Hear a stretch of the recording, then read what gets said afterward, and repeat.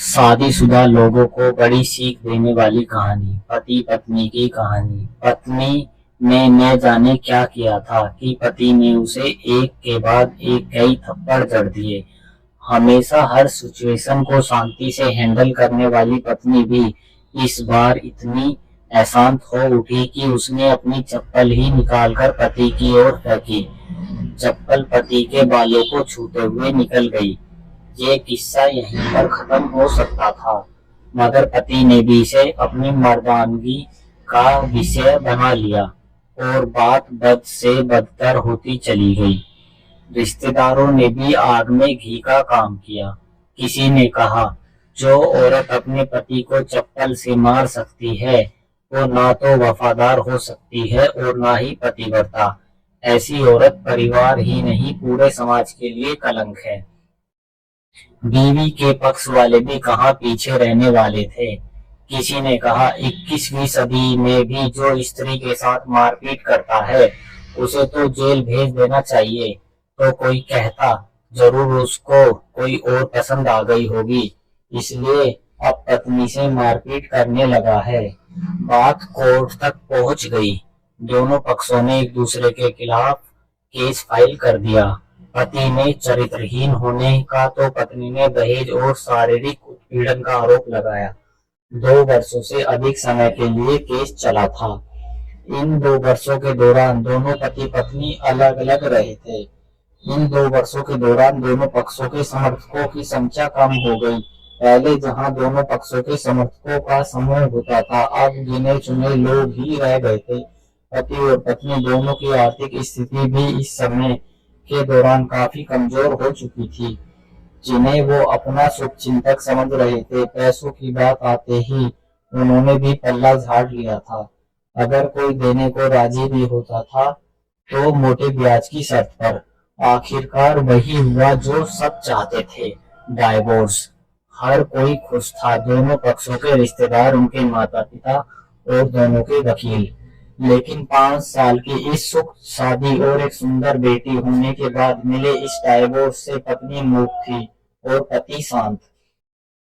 शायद ये एक इत्तेफाक ही था कि इस खुशी को मनाने के लिए दोनों पक्ष के लोग एक ही चाय की टपरी पर आमने सामने बैठकर चाय पीने लगे।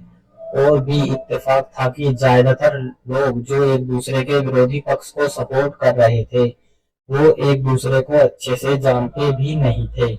दोनों पति पत्नी भी इन सभी से दूर एक दूसरे के सामने मेज पर बैठे थे। काफी देर शांत रहने के बाद पत्नी ने पति से कहा, अब तो खुश होंगे ना, तुम्हारे मन की जो हो गई है मुबारक हो।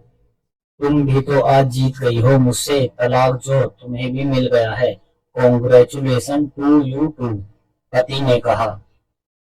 तलाक को तुम जीत का प्रतीक समझते हो? पत्नी ने पूछा। पति चुप रहा। थोड़ी देर की शांति के बाद पति ने कहा, मुझे तुम्हें 5 लाख रुपए अभी और हर महीने 8,000 देने का आदेश है। अभी मेरे पास पैसे नहीं हैं, इसलिए हमारा मतलब मेरा जो सिटी में फ्लैट है उसे तुम्हारे नाम कर देता हूँ। पत्नी बोली, लेकिन उस फ्लैट की कीमत तो 18 लाख की है। हाँ, लेकिन हमारी बेटी तुम्हारे साथ है और आगे जाके उसके खर्चे भी बढ़ेंगे।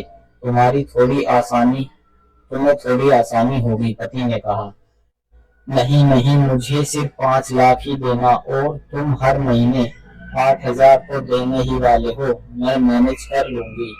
अगर 5 लाख नहीं है तब भी कोई बात नहीं है, पत्नी बोली। दोनों फिर से शांत हो गए।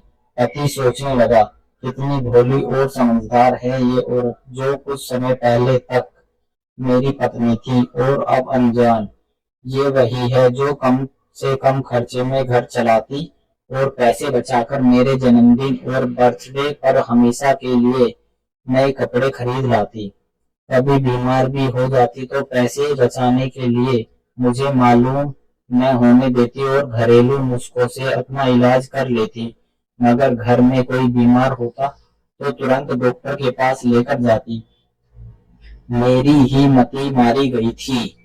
मैं ही झूठी मर्दानगी के चक्कर में इतनी बड़ी गलती कर बैठा।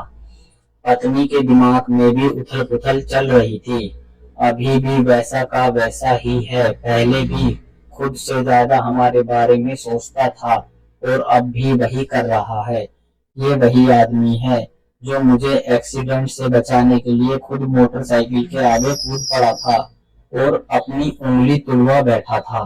पता नहीं कौन सी मनहूस घड़ी में मैं झगड़ा कर बैठी। पति ने मुंह तोड़ते हुए पूछा, अब तुम्हारे कमर का दर्द कैसा है? ज्यादा तकलीफ तो नहीं होती? पत्नी हल्का सा मुस्कुराई और बोली, अभी भी होता है और अब तो पैरों में भी होने लगा है। वो तो होगा ही, तुम योगा या कसरत भी तो नहीं करती हो। अब किसी गायनेकोलॉजिस्ट को जरूर दिखा लेना। पति ने कहा, तुम्हारा बताओ, तुम्हारा अस्थमा कैसा है? अब क्या अब भी दौरे पड़ते हैं? पत्नी ने पूछा। हाँ पड़ते हैं, पहले से ज्यादा, क्योंकि अक्सर इनहेलर भूल जाया करता हूँ याद दिलाने के लिए। तुम जो नहीं हो अब, पति बोला। पत्नी की आंखों में आंसू आ गए। वो बोली, तुम्हें मेरे चरित्र पर सवाल नहीं उठाने चाहिए थे, तो ये परिस्थिति आती ही नहीं। हाँ मैं जानता हूँ, मुझसे गलती हो गई, बहुत बड़ी गलती। मैं लोगों के बहकावे में आ गया था। पति बोला। तुमने भी तो मुझ पर झूठा दहेज का इल्जाम लगाया था, वो बोला। पत्नी बोली, मैं भी मानती हूँ कि वह मेरी गलती थी। मैं भी परिवार और रिश्तेदारों की बातों में आ गई थी और इस बात का अब मुझे भी पछतावा है, पत्नी ने कहा। दोनों पति पत्नी एक दूसरे की ओर देखते हैं। पत्नी कुछ कहना चाह रही थी लेकिन हिचकिचा रही थी। पति ने पूछा, कुछ कहना चाहती हो क्या? वो बोली, क्या सब पहले जैसा नहीं हो सकता? क्या मतलब? पति बोला, मतलब हम फिर से पहले की तरह पति पत्नी बनकर, सच्चे दोस्त बनकर नहीं रह सकते? पत्नी बोली। पर ये डाइवोर्स के पेपर दिखाते हुए पति ने कहा। फाड़ देते हैं। पत्नी ने अपने पास रखे डाइवोर्स के पेपर फाड़ते हुए कहा।